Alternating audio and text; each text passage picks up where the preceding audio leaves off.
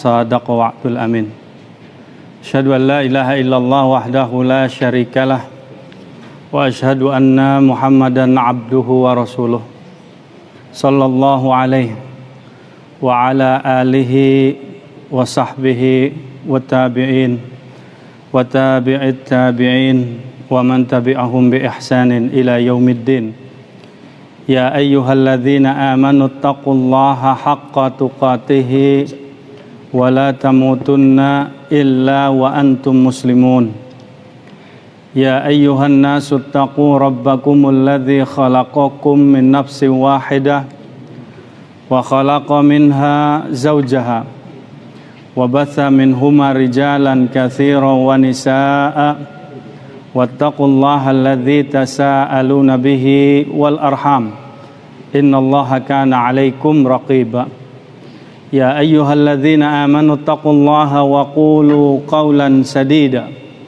يصلح لكم أعمالكم ويغفر لكم ذنوبكم ومن يطع الله ورسوله فقد فاز فوزا عظيما فإن أصدق الحديث كتاب الله وخير الهدي هدي محمد صلى الله عليه وعلى آله وسلم وشر الأمور محدثاتها فإن كل محدثة بدعة وكل بدعة ضلالة وكل ضلالة في النار. Ikhwan fiddin rahimakumullah, jamaah pengajian Masjid Asy-Syafi'i yang saya hormati, sudah berlalu beberapa kajian tentang masalah sifat salat Nabi, yang mana bagi setiap pribadi muslim ketika dia ingin melakukan ibadah, yang ibadah tersebut sudah digariskan oleh Allah dan Rasulnya secara tauqifi, sudah ditetapkan seperti apa bacaan-bacaannya, seperti apa gerakan-gerakannya, maka dilarang bagi setiap orang untuk menambahkan gerakan-gerakan tertentu yang tidak disyariatkan, dan dilarang bagi seseorang untuk menambahkan bacaan-bacaan tertentu yang tidak dibimbing oleh Nabi alaihi salatu wassalam. Allah subhanahu wa ta'ala memerintahkan kepada kita sekalian, kalau kita ingin beribadah kepadanya, maka Allah tegaskan pada surah Al-Bayyinah ayat yang kelima, wa ma umiru illa liya'budullah mukhlis. Allah tidak perintahkan kepada kita sekalian kalau kita ingin beribadah kepada Allah subhanahu wa ta'ala, melainkan ibadah kita harus ikhlas, hanya berharap wajahnya. Harus ikhlas, tidak berharap pujian dari orang lain, tidak menginginkan sesuatu tentang urusan keduniaan, akan tetapi benar-benar murni semata-mata karena Allah subhanahu wa ta'ala. Tidak perlu pujian dari orang lain, tidak perlu cacian dari orang lain, tidak perlu penilaian dari orang lain. Maka beliau alaihi salatu wassalam ketika ingin membimbing umatnya agar sholatnya benar, agar ibadahnya terarah, agar ibadahnya bisa makbul di sisi Allah subhanahu wa ta'ala, beliau pun mengatakan, shollu kama ra'aitumuni usolli. Salatlah kalian sebagaimana kalian mendapati bagaimana aku salat. Sudah diterangkan beberapa pertemuan-pertemuan yang telah lalu, setiap pribadi muslim dia haruslah menyempurnakan terlebih dahulu wudunya. Kalau dia ingin salat secara sempurna, dia harus sempurnakan terlebih dahulu wudunya. Jangan sampai wudunya terburu-buru, jangan sampai wudunya tidak tumaninah, jangan sampai ada bagian yang ketika dia melakukan ibadah wudu terlewat dari air wudunya. Masih banyak dari ikhwan kita yang ketika wudu di bagian sikutnya tidak penuh airnya sampai melewati batas marafiq. Masih banyak dari ikhwan kita ketika dia berwudu bagian kepalanya hanya dibasahi sedikit saja. Masih sayang dengan tatanan sisiran rambutnya, sehingga dia tidak mau menjalankan sunnah harus membasuh bagian kepala dari arah depan kemudian dikebelakangkan, dan sudah dari belakang kemudian dikedepankan kembali dan diputar di bagian telinganya. Maka bagaimana mungkin dia ingin sholat secara khusyuk kalau wudunya saja ketika start awalnya dia tidak sempurna? Kata Nabi, fa'asbighil wudu, sempurnakan wudu kalian terlebih dahulu. Ketika wudhunya sudah sempurna, maka Nabi SAW memandu kita untuk menghadapkan diri kita ke arah kiblat. Cari di mana kiblatnya. Kalau sudah ditetapkan seperti itu arah kiblatnya, maka kita wajib menghadap ke arah kiblat. Berapa banyak di antara ikhwan kita ketika dia berdiri kakinya terbuka, melebar ke kanan dan ke kiri. Kalau kita diperintahkan untuk menghadap ke arah kiblat, maka wajib bagi kita seluruh telapak kaki kita, jari jemari kita terus menghadap ke arah kiblat, lurus ke depan. Di mana kiblatnya? Kalau ke depan kita ke depan, kalau serong ke kiri kita serong kiri, kalau serong kanan kita serong kanan. Kemana arah kiblatnya? Jadi jangan sampai ketika menghadap ke arah kiblat lurus ke depan, kemudian kakinya terbuka ke kanan dan ke kiri. Kalau kita diperintahkan untuk menghadap ke arah kiblat, maka seluruh tubuh kita wajib menghadapkan ke arah tempat kiblat tersebut. Maka Nabi SAW berdiri menghadap ke arah kiblatnya, tegak dengan menghadap ke arah kiblat. Kalau beliau sholat dalam keadaan menghadap ke arah kiblat, beliau selalu meletakkan sutroh di depannya. Ketika sudah meletakkan sutroh di depannya, maka beliau mengangkat kedua tangannya dengan takbir dan tidak merenggangkan jari jemarinya, merapatkan semua jari jemarinya.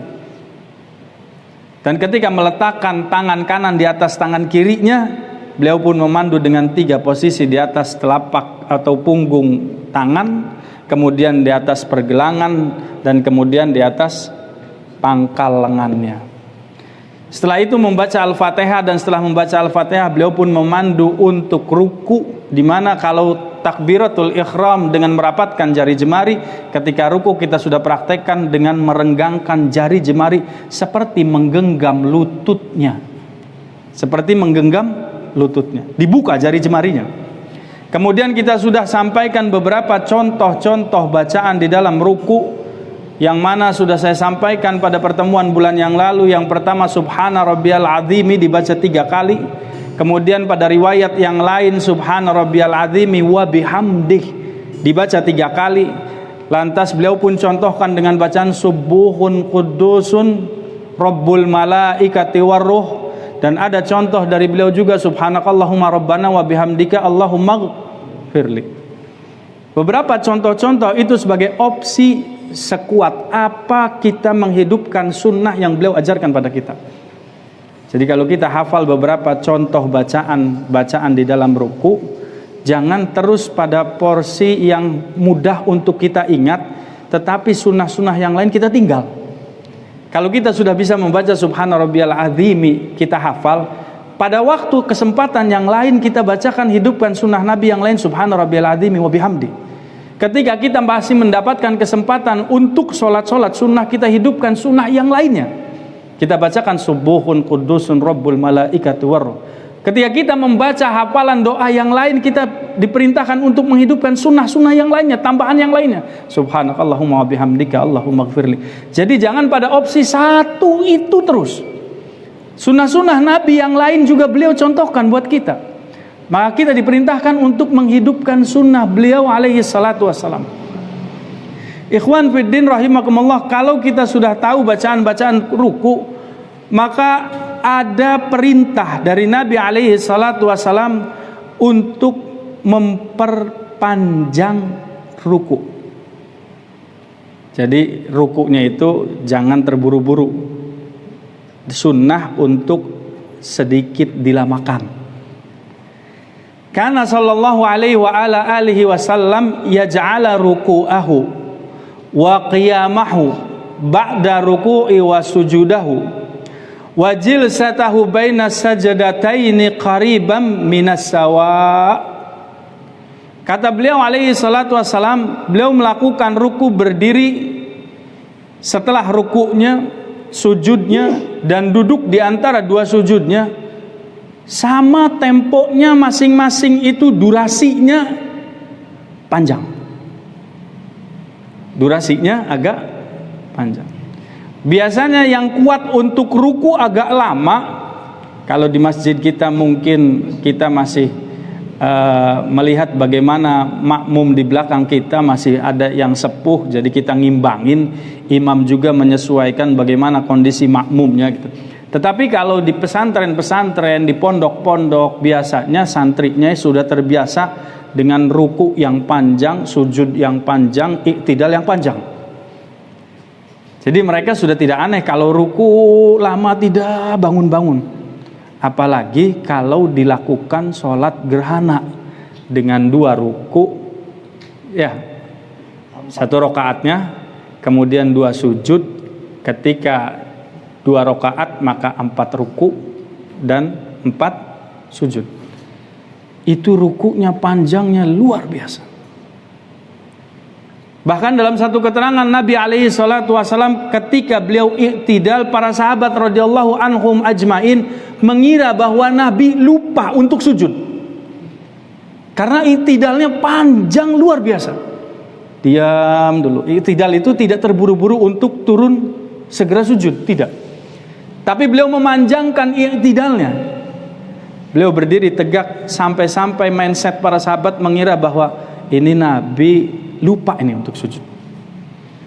Sehingga mereka mengira ada sesuatu yang terlupa oleh dirinya sampai tidak ingat untuk melakukan gerakan selanjutnya. Akan tetapi beliau tetap dalam konsentrasi sholatnya. Setelah panjang iktidalnya, maka beliau pun melakukan sujud.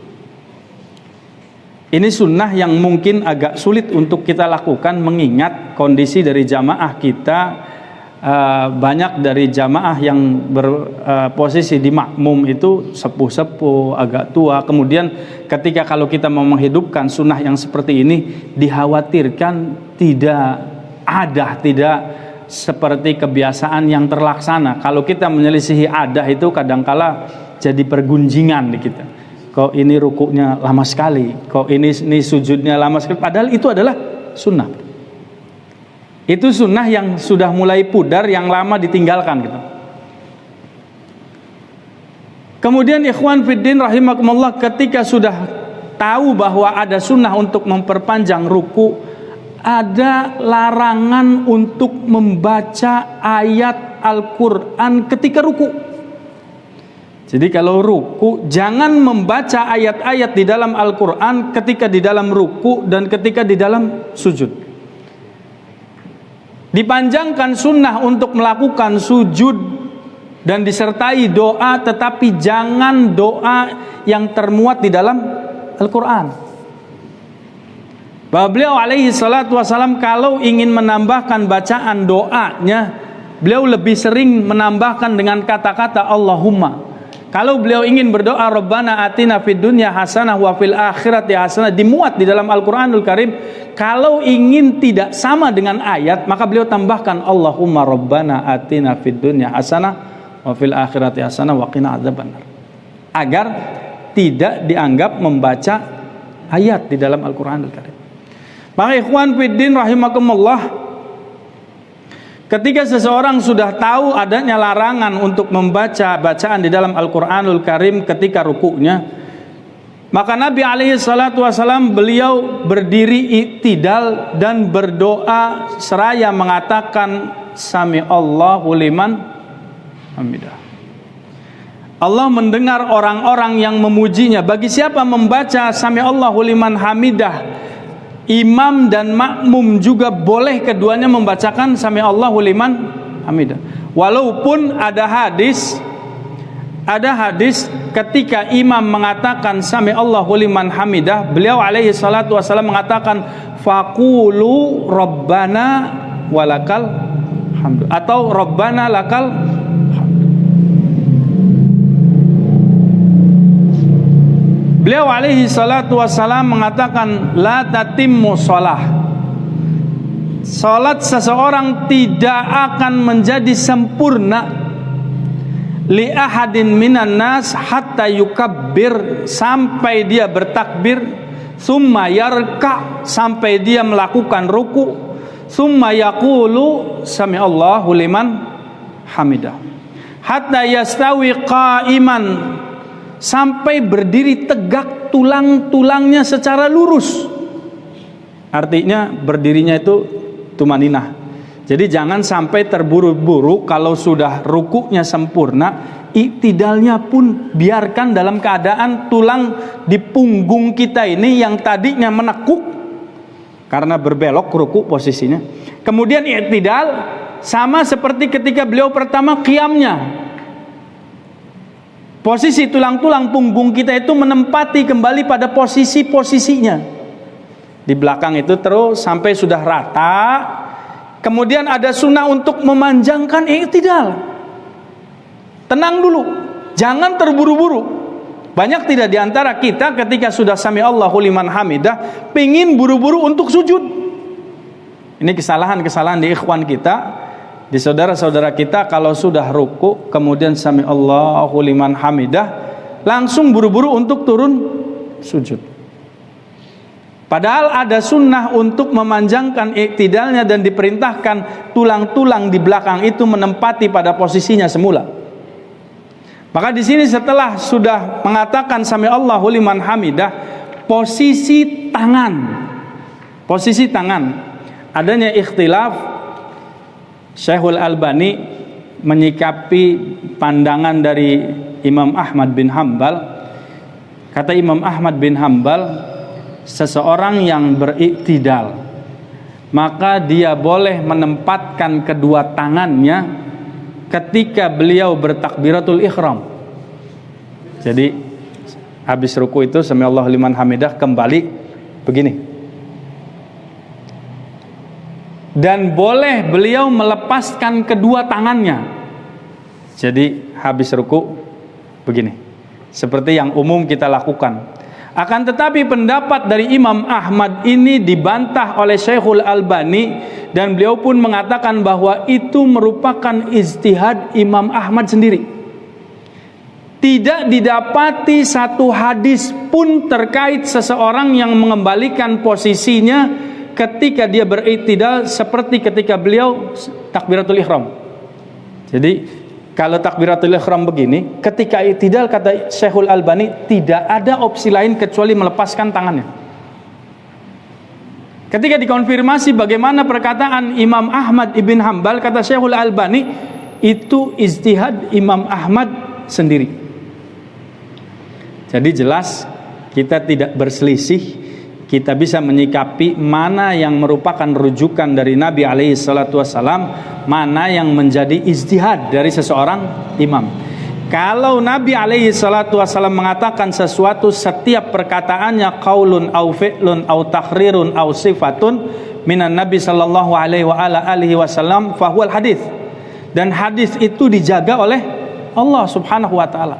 Karena Allah firmankan di dalam Al-Quranul Karim, wa ma yantiqu anil hawa in huwa illa wahyu yuha. Setiap sesuatu yang dikatakan oleh Nabi ketika diucapkan lewat lisannya, tidak ada satu ucapan pun yang keluar dari hawa nafsunya, kecuali dibimbing oleh Allah subhanahu wa ta'ala. Maka ijtihad bisa benar, bisa salah.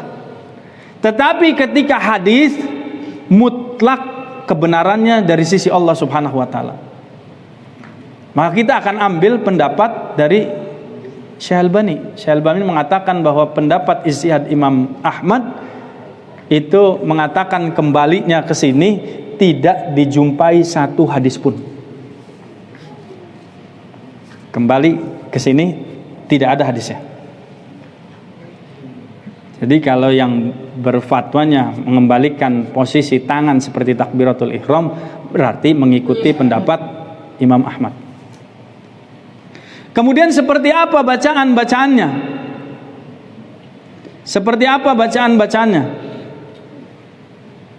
Yang pertama dicontohkan oleh beliau alaihi salatu wassalam, Rabbana walakal hamdu. Yang pertama Rabbana walakal hamdu. Hadis itu diriwayatkan oleh Imam Al-Bukhari dan Imam Muslim. Yang kedua, tanpa ada waw di tengahnya, tidak ada waw atofnya. Jadi langsung Rabbana lakal hamdu. Ini yang masyru' semua, yang disyariatkan. Yang pertama ada wawnya, Rabbana walakal hamdu. Ini dicontohkan. Yang kedua, Rabbana lakal hamdu. Yang ketiga dan keempat, Nabi menambahkan di depannya dengan kata-kata Allahumma. Jadi Allahumma rabbana walakal hamdu dan Allahumma rabbana lakal hamdu. Itu sudah 4 contoh bacaan apa? I'tidal. Contoh bacaan i'tidal. Nabi alaihi salatu wasalam menyuruh orang yang sholatnya tidak benar. Kata beliau, idza qala al-imam sami'allahu liman hamidah. Kalau imam sudah mengatakan sami'allahu liman hamidah, faqulu Allahumma rabbana lakal hamdu. Faqulu Allahumma rabbana lakal hamdu. Fa innahu man wafaqa qawluhu qaulal malaikah ghufira lahu ma taqaddama min dambih. Kata Nabi, siapa-siapa yang ucapannya bersamaan dengan ucapan para malaikat, maka dosa-dosanya yang telah lalu dihapus oleh Allah Subhanahu wa taala, diampuni oleh Allah Subhanahu wa taala. Ketika imam sudah bangun untuk posisi i'tidal, seraya mengatakan sami Allahu liman hamidah, lantas para makmum mengatakan Rabbana walakal hamdu. Ketika mengucapkan Rabbana walakal hamdu bersamaan dengan para malaikat mengatakan hal yang sama, maka kata Nabi alaihi salatu wasallam, ghufira lahu ma taqaddama min dambih. Luar biasa ampunan dari Allah Subhanahu wa taala, rahmat dari Allah Subhanahu wa taala lebih besar daripada kemurkaannya. Allah Subhanahu wa taala memberikan ampunan bagi kita dengan rahmatnya. Dalam satu keterangan bahwasanya rahmatku mendahului daripada murkaku atau azabku. Ada juga contoh bacaan ketika sudah seperti itu ditambah mil as-samawati wa mil al-ardi wa mil ma syi'ta min syai'in ba'du. Hadis ini diriwayatkan oleh Imam Muslim. Kemudian beliau pun mencontohkan dengan ditambahkan ahlas sana wal majdi la mani alima a'taita wala mu'tiya lima mana'ta wala yanfa'u zal jad minkal jad. Dan yang kesembilan, beliau alaihi salatu wassalam ketika di dalam sholat lainnya mengucapkan bacaan i'tidal itu dengan kata-kata li rabbiyal hamdu, li rabbiyal hamdu. Jadi ada keterangan yang cukup pendek bacaannya tetapi dihidupkan. Jadi kita itu memiliki opsi contoh bacaan tidak 1, tidak 2 sampai bacaan i'tidal banyaknya itu 10 contoh bacaan. Kalau ditambahkan dengan kata-kata Allahumma jadinya 12 contoh bacaan i'tidal. Beliau alaihi salatu wasallam kadang mengatakan li rabbiyal hamdu, li rabbiyal hamdu. Hanya seperti itu saja. Ada yang menghidupkan sunnah ini? Kayaknya hampir tidak ada. Kita paling sering di bacaan Rabbana lakal hamdu atau Rabbana walakal hamdu. Ada bacaan yang Nabi alaihi salatu wasallam sampai memuji bacaannya ketika ada seorang makmum mengatakan Rabbana lakal hamdu hamdan katsiran tayyiban mubarakan fih. Lantas beliau alaihi salatu wassalam mengatakan manil mutakallim anifan, kata, siapa yang tadi baru mengatakan bacaan begini dan begini. Faqala rajulun ana ya Rasulullah. Seseorang laki-laki mengatakan kepada Nabi alaihi salatu wassalam, ana ya Rasulullah. Maka beliau pun mengatakan laqad ra'aitu bid'atan wa thalathina malakan. Aku telah melihat lebih dari 30 malaikat yabtadirunaha ayyuhum yaktubuha awal. Kata beliau alaihi salatu wasalam, malaikat yang jumlahnya 30 lebih itu berebut menjadi ingin yang pertama mencatatkan ucapan itu dan menyerahkannya kepada Allah Subhanahu wa taala. Kalau ada yang mengatakan Rabbana walakal hamdu hamdan katsiran thayyiban mubarakan fihi, maka itu adalah kesempurnaan bacaan i'tidal bagi seseorang. Walaupun ada opsi-opsi contoh bacaan i'tidal yang lain. Tetapi ketika ada yang membaca seperti ini sampai Nabi mengatakan siapa yang baru mengatakan hal demikian, maka orang itu mengatakan ana ya Rasulullah. Beliau pun mengatakan aku lebih aku mendapati lebih dari 30 malaikat yang berebut mencatat bacaan tadi. Artinya karena saking mengagumkannya gitu, mengagumkannya bacaan itu dan berebut untuk menyerahkan bacaan tadi kepada Allah Subhanahu wa taala. Lantas ada perintah ketika seseorang ingin melakukan sholat itu secara sempurna. Kalau sudah membaca Rabbana walakal hamdu dan contoh-contoh bacaan i'tidal yang lain, setelah itu dia panjangkan tumaninahnya, i'tidalnya, ada perintah bagaimana sih caranya untuk orang agar dia turun untuk sujud itu secara sempurna. Di sini ada perbedaan pandangan antara orang yang mendahulukan lutut sebelum tangan dan orang yang mendahulukan tangan sebelum lutut. Apa yang menjadi penyebab sampai orang-orang berselisih paham menyikapi bagaimana turun untuk sujud? Tangan dulu atau lutut dulu? Yadaihi qabla rukbataihi atau rukbataihi qabla yadaihi? Apa yang menjadi penyebabnya?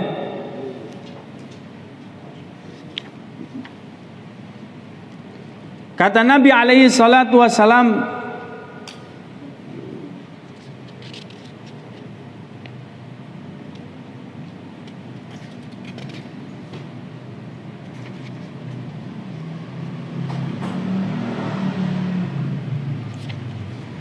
janganlah kalian turun untuk sujud seperti kalian menyerupai seekor unta. Kalau unta ketika ingin turun itu mendahulukan tangannya atau lututnya? Tangannya atau lututnya?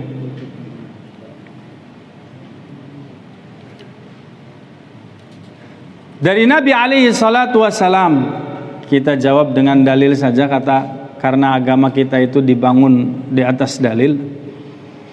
Beliau alaihi salatu wassalam kana yada'u yadaihi 'alal ardi qabla rukbataihi. Coba perhatikan hadisnya.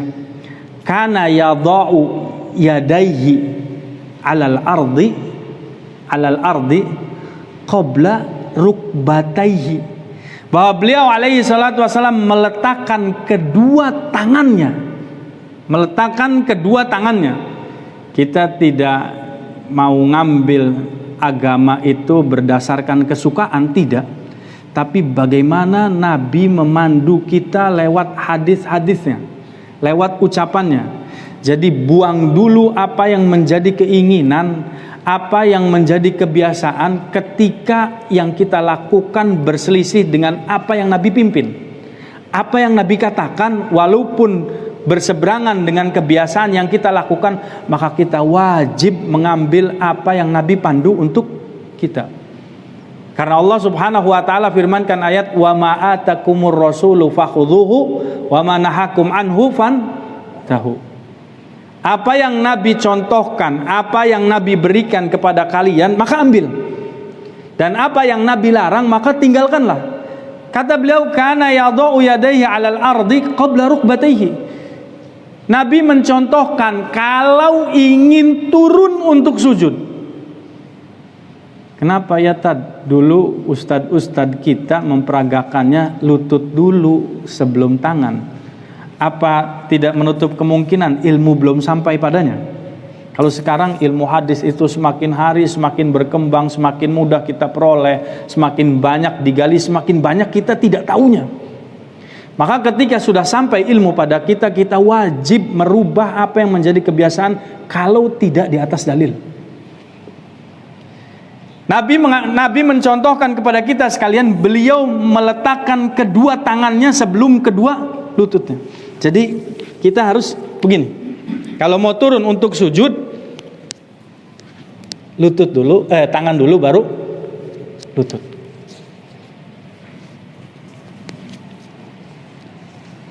kayaknya tidak enak. Biasanya kita lutut dulu sebelum tangan.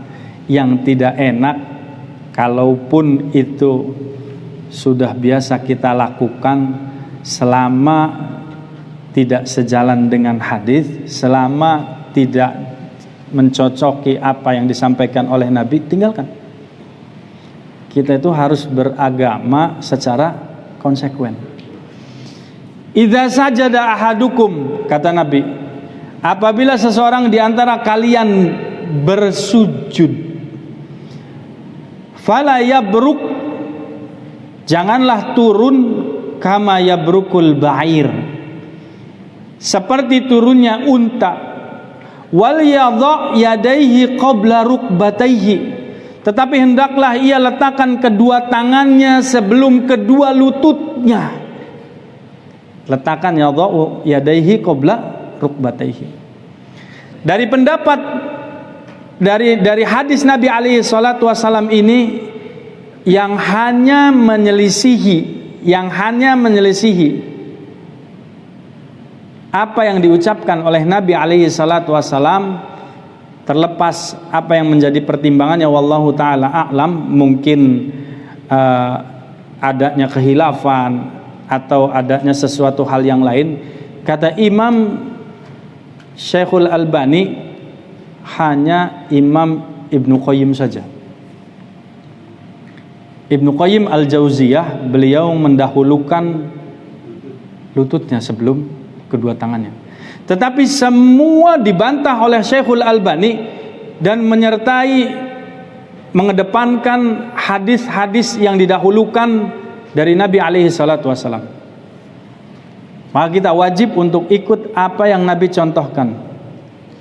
Beliau pun bersabda, innal yadaini tasjudani, sesungguhnya kedua tangan itu bersujud, kama yasjudul wajh, seperti bersujudnya wajah kita. Fa idza wada'a ahadukum wajhahu falyadha' yadayhi, apabila di antara kalian menyujudkan atau meletakkan wajahnya, maka letakkanlah kedua tangannya. Wa idza rafa'a falyarfa'huma, kalau kalian mengangkat, maka angkat juga kedua tangan kalian. Ada yang suka berbarengan, ada yang suka terlebih dahulu bagian keningnya, diperintahkannya kedua tangan berbarengan dengan wajahnya, diangkat berbarengan. Jadi jangan kita ininya dulu, keningnya dulu diangkat baru tangan, atau tangannya dulu baru kening, tetapi diangkat berbarengan wajah dan kedua tangan. Diangkat berbarengan wajah dan kedua tangan. Kedua tangan sujud sebagaimana wajah ini sujud. Apabila seseorang di antara kalian meletakkan wajahnya ke tanah, Nabi alaihi salatu wasallam ketika sholat di Masjid Nabawi, dan Masjid Nabawi itu masih atapkan pelepah daun kurma, sehingga kalau terjadi sujud, kalau terjadi hujan, beliau sujud itu dalam keadaan kotor tanahnya karena bercampur dengan air hujan, dan ada bekas lumpur di keningnya, ada bekas lumpur di bagian keningnya, kening dan hidungnya itu menempel tanahnya. Apabila seseorang di antara kalian meletakkan wajahnya ke tanah, hendaklah ia meletakkan pula kedua tangannya, dan ia mengangkat wajahnya. Apabila ia mengangkat wajahnya, hendaklah ia mengangkat pula kedua tangannya. Kalau diangkat ininya saja kemudian tangannya terakhir diangkatnya, berarti tidak berbarengan. Perintahnya diangkat berbarengan wajah dan tangan. Ya. Kalau mau turun, tangan dulu kemudian lutut.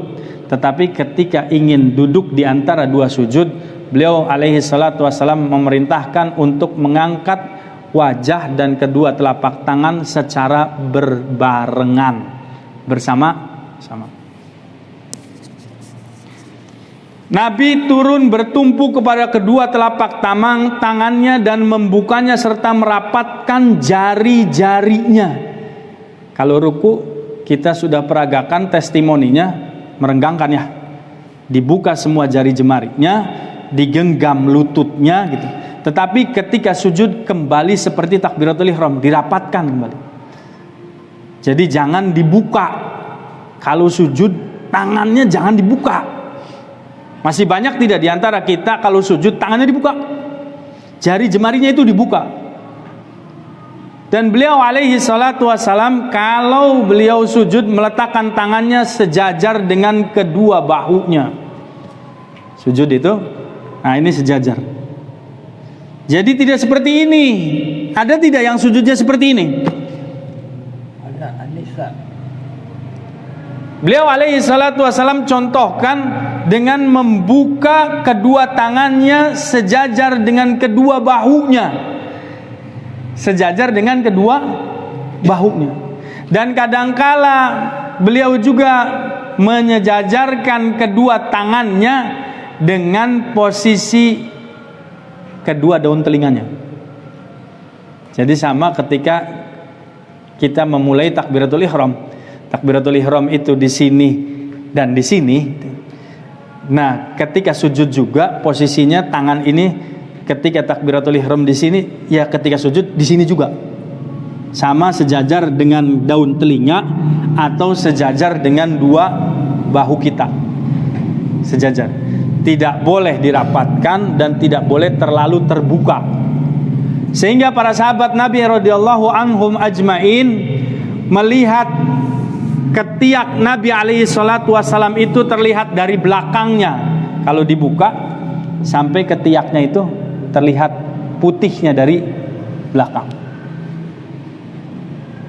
Jelas contoh buat kita, kalau sujud jangan rapat, jangan terlalu lebar terbuka, tetapi sejajar dengan telinga dan atau sejajar dengan kedua bahu. Berapa posisi yang harus kita letakkan ketika sujud? Ada berapa posisi yang harus kita letakkan ketika kita sujud? Ada 7 bagian yang beliau alaihi salatu wassalam pandu kepada kita. Yang pertama, kening dan hidung 1 dihitung. Yang kedua, telapak tangan kanan kiri kita 2 dan 3. Yang keempat dan kelima adalah 2 lutut kita. Dan keenam serta ketujuh, jari jemari kaki kita kedua-duanya menghadap lurus ke arah kiblat. Jadi tangan ke depan dan seluruh jari jemari kita yang di kaki juga sejajar dengan tangan. Ada perintah dari Nabi alaihi salatu wassalam ke depannya, tumitnya itu dirapatkan. Tumit dirapatkan. Maksud saya ke depan sama dengan tangan itu bukan terbuka harus sama posisinya dibentangkan, tidak, tetapi sama mengarah ke arah kiblatnya. Ke depannya itu sama. Kalau tangan kita mengarah ke arah kiblat, kaki kita, jari jemari kita sama mengarah ke arah kiblat. Ditekuk semua jari jemarinya. Ada yang begini ya, kalau sujud itu dibuka tapi ke belakang, tidak ke depan jari jemarinya. Nah, tapi begini. Biasanya orang-orang yang sudah punya kendala di bagian kaki, entah itu rematik atau karena faktor usia gitu, ya insya Allah itu makfu. Tetapi bagi kita yang masih dalam keadaan sempurna kesehatannya, maka wajib bagi kita untuk menekuknya, melipat jari jemari ke arah depan, dilipat semua. Yang satu bagian kaki kiri ketika duduk di antara sujud dilipat begini, bertelekan begitu. Tetapi ketika dalam keadaan sujud semua ditekuk ke depan, semua ditekuk ke depan. Jadi jangan seperti ini. Apakah Nabi alaihi salatu wassalam pernah melakukan duduk iq'a? Ada duduk iq'a yang dibolehkan, ada duduk iq'a yang dilarang. Apakah beliau alaihi salatu wassalam pernah mencontohkan duduk iq'a dengan keadaan bagian tumit itu dijadikan penyangga untuk bokongnya? Kalau kita diperintahkan untuk jangan melakukan duduk iq'a, duduk iq'anya yang seperti anjing itu.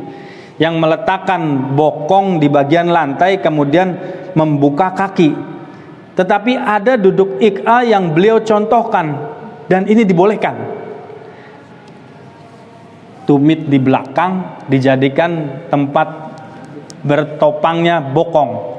Jadi yang ini seperti ini dibolehkan. Ini duduk iqa-nya begini atau begini. Tapi ini dilakukan tidak terus-menerus. Keterangannya hanya ahyanan, sewaktu-waktu. Yang lebih rutin dan dawam dilakukan oleh beliau, duduknya sempurna. Duduknya sempurna. Tetapi kalau beliau melakukan duduk iqa hanya sewaktu-waktu saja. Hanya sewaktu-waktu saja.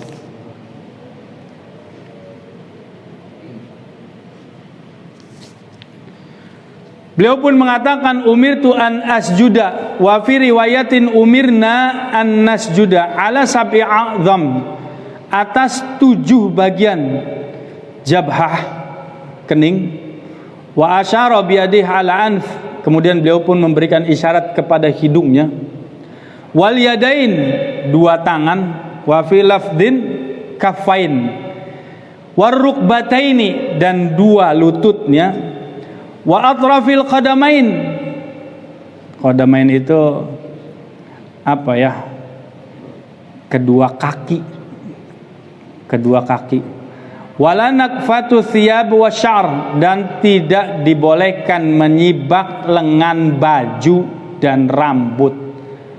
Kalau kita perhatikan masih banyak dari ikhwan kita yang rambutnya itu terjuntai ke depan, kening, rambutnya lurus, panjang, jadi kalau mau sujud diangkat dulu gini baru. Ada tidak yang seperti itu? Mau sujud rambutnya itu bikin kagok dirinya sendiri, diangkat dulu, kesiniin, baru keningnya tempelin. Nah itu tuh dilarang. Itu dilarang oleh Nabi SAW. Janganlah kalian menyibak rambut dan janganlah kalian menyibak lengan baju. Di bajunya diginiin dulu. Ada yang dilipat-lipat, ada yang dimainin baju-bajunya. Maka kalau sudah mau sujud, sudah biarkan seperti adanya saja. Mau rambutnya terjuntai, mau rambutnya dalam keadaan seperti apa saja, biarkan saja. Mudah-mudahan sampai bagian tentang masalah posisi sujud ini kita bisa mendapatkan tambahan ilmu buat kita semua, dan kita bisa menyempurnakan ibadah sholat kita yang diperintahkan oleh Allah Subhanahu wa ta'ala, dan kita bisa maksimal untuk mutabaah kepada sunnah Nabi kita alaihi salatu wassalam, meninggalkan apa yang menjadi kebiasaan kita, kalau itu tidak sejalan dengan yang apa-apa yang Nabi contohkan kepada kita alaihi salatu wassalam. Dan semoga ketika kita melakukan ibadah, sholat kita diterima oleh Allah Subhanahu wa ta'ala, diangkat derajat kita oleh Allah Subhanahu wa ta'ala, diberikan rahmat oleh Allah Subhanahu wa ta'ala, dan dihapuskan dosa-dosa kita ketika kita sholat, dan diposisikan sebagai hamba-hamba Allah yang soleh. Barangkali dari antum ada yang mau bertanya, falyatafaddal alaikum, atau ada yang ingin menambahkan, tafaddal. Ada yang mau bertanya?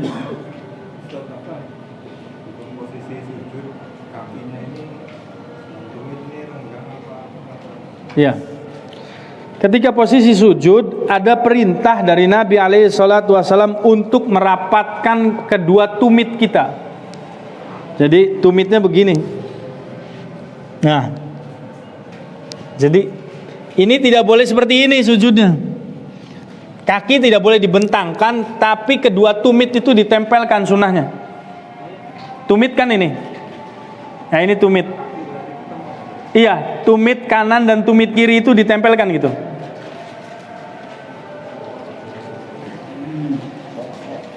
Iya, tumitnya rapat di belakang tuh, tidak dibentangkan, tidak terlihat gitu.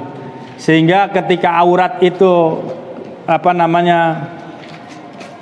kalau kita sujud dan posisinya terbentang, biasanya auratnya kebuka. Tetapi ini kesempurnaan dari Nabi memandu kita agar kalau kita sujud, maka tumit kedua kaki kita dirapatkan. Tujuannya agar aurat kitanya terjaga, tidak terbuka. Tidak terbuka. Tadi sudah diterangkan tentang itu dua bentuk. Ya. Jadi kebanyakan orang ada tidak imam utama balapan. Jadi tidak dimana lagi.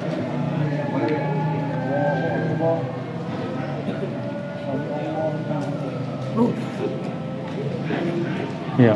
Atau bisa dibenarkan yang lima. Iya. Ana sudah berapa kali untuk meluruskan dari ikhwan kita, terutama yang sholat bersama kita di Asy-Syafi'i, banyak yang ingin terburu-buru turun untuk sujud. Yakin karena kendala di bagian kaki. Karena kakinya sudah banyak ada permasalahan, entah mungkin asam urat atau dia punya kendala bagian lututnya rematik. Jadi dia tidak kuat lama-lama untuk qiyam, untuk berdiri.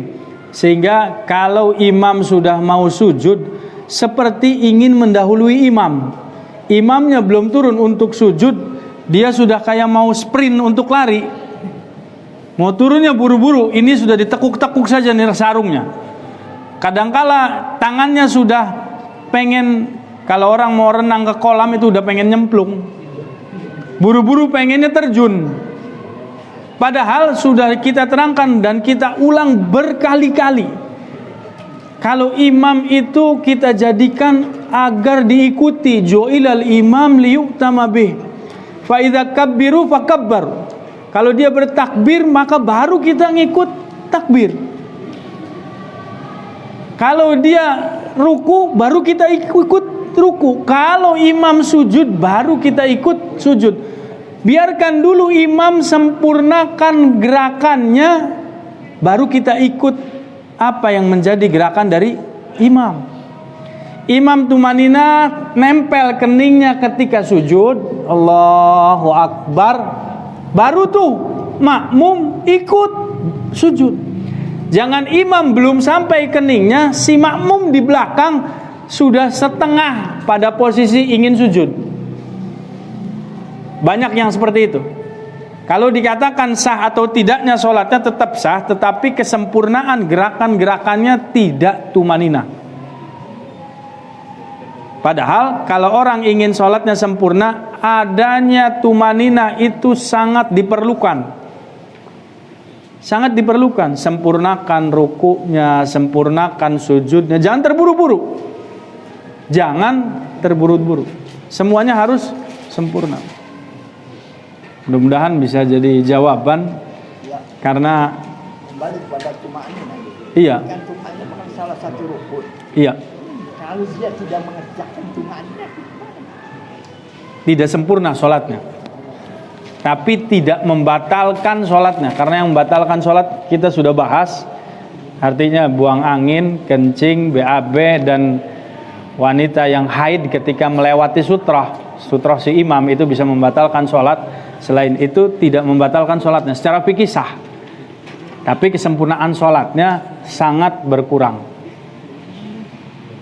Dan Nabi perintahkan untuk agar jangan sholat seperti orang-orang munafik.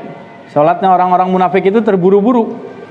Selain yura'un, ingin dilihat oleh orang lain, kata Nabi, orang-orang munafik itu sholatnya seperti ayam yang mematuk makanan di tanah. Sampai beliau mengatakan tilka sholatul munafik, tilka sholatul munafik, tilka sholatul munafik. Sampai 3 kali beliau ulang-ulangi orang-orang yang terburu-buru sholatnya itu sholatnya orang munafik. Jadi kita harus tahu, kita harus sempurnakan sholat kita harus sempurnakan bacaan sholat kita, dan kita berusaha semaksimal mungkin jangan sampai dapat klaim dari Nabi sholat orang munafik.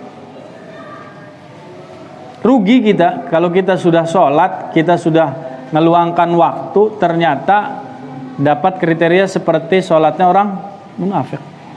Waliyadzubillah. Tadi dikatakan bahwa pendapat Imam Ahmad bin Hanbal tentang posisi i'tidal itu tidak ada hadisnya ya Ustaz ya? Iya. Jadi menyelisih dari Nabi SAW. yang menjadi niatan Imam Ahmad, ana tidak bisa membaca hatinya gitu. Tetapi kata Syekhul Albani, beliau menegaskan bahwa ini ijtihad Imam Ahmad saja. Dan Imam Syekhul Albani itu menghadirkan sekian banyak hadis tentang kembalinya posisi seseorang ketika i'tidal, tangannya itu lurus ke bawah, tidak kembali bersedekap. Imam Ahmad menyikapi dengan sisi pendalilan bahwa perlunya tumaninah ketika i'tidal. Jadi berlama-lama ketika i'tidal, maka disikapi oleh Imam Ahmad kembalinya tangan itu seperti ketika takbiratul ihram, supaya bisa memanjangkan i'tidalnya. Beliau menganggap pengertiannya ketika panjang i'tidal, ya balik saja ke sini. Dan menurut asar, wallahu taala a'lam, kita tidak sampai pengetahuannya entah benar atau salah, dilakukan atau tidak. Syekh bin Baz ketika i'tidal, menurut beberapa asatid yang pernah tinggal di sana, kembali ke posisi sedekap. Dan Syekhul Albani saat menjadi makmumnya ikut menyikapi imamnya, karena imamnya Syekh bin Baz di belakang. Ketika dikonfirmasi, ana menghargai keilmuannya. Ketika dikonfirmasi, wahai Syekh, kenapa antum ikut seperti Syekh bin Baz? Kalau Syekh bin Baz melakukan barangkali ada pertimbangan tertentu, wallahu taala alam. Tetapi di kitab Sifat Salat Nabi, Syekhul Albani menegaskan bahwa tidak dijumpai satu hadis pun yang menyatakan panduan dari Nabi alaihi salatu wasalam untuk kembali bersedekap setelah i'tidal. Artinya setelah ruku dan posisi i'tidal itu tangannya seperti ini lagi. Tidak dijumpai hadisnya. Padahal beliau peneliti hadis. Tapi kebanyakan yang keluar dari Saudi begitu. Wallahu a'lam. Banyak. Wallahu a'lam. Balik lagi. Wallahu a'lam. Kita yang penting ikut bagaimana Nabi alaihissalatu wassalam contohkan, dan sisi pendalilannya jelas. Kalau Nabi mengatakan turun, ya turun saja. Dan ketika dicari keterangannya, adakah keterangan Nabi kembali bersedekap? Menurut peneliti Syekhul Albani, ini muhaddis, itu ahli hadis, beliau mengatakan kami tidak pernah mendapati keterangannya satupun adanya bersedekap ketika beriktidal. Wallahu a'lam.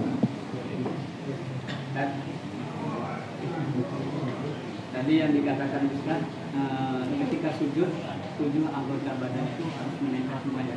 Ya. Tapi dengan adanya pandemi ini, saya melihat di berbagai masjid orang bersujud itu memakai masker. Apakah itu sholatnya itu sah atau gimana? Iya. Tanyaan angel ini. Kan kita tadi mengatakan ketika sujud itu 7 anggota badan. Iya. Sedangkan mereka itu pada pakai masker. Nah, itu gimana itu? Betul. Saat terjadi masalah pandemi atau wabah yang merebak di hampir seluruh penjuru dunia, maka itu dalam kondisi uzur syar'i. Artinya panduan yang Nabi ajarkan kepada kita dalam keadaan kitanya tidak ada halangan apapun. Kalau ada sesuatu wabah, itu merupakan uzur yang syar'i. Saat seseorang mengenakan masker, sudah ada hadisnya, dan hadis itu lemah. Hadis itu lemah, adanya larangan untuk menggunakan masker ketika di dalam sholat. Boleh-boleh saja. Boleh-boleh saja. Yang penting kalau bisa diusahakan saat sholat dibuka. Karena di kota Madinah waktu terjadi wabah, hampir setiap hari ada orang meninggal. Kalau sudah satu orang terkena wabah, di dalam rumahnya semua mati. Di Najd apa di Madinah, di keterangan kitab Riyadhus Shalihin itu dimuat, kalau sudah terkena satu orang, serumah semua wafat. Satu rumah semua wafat dan mereka tidak ada yang mengenakan masker. Wabah pada zaman dahulu lebih parah daripada zaman kita sekarang. Mudah-mudahan ini bisa menjadi ziyadatul ilm buat kita sekalian. Kita tutup kajian kita malam ini dengan kafaratul majlis, doa kafaratul majlis. Subhanakallahumma bihamdik, asyhadu an la ilaha illa anta, astaghfiruka wa atubu ilaik. Wa akhiru da'wana alhamdulillahi rabbil alamin. Aqulu qawli hadza, astaghfirullah li wa lakum. Assalamualaikum warahmatullahi wabarakatuh.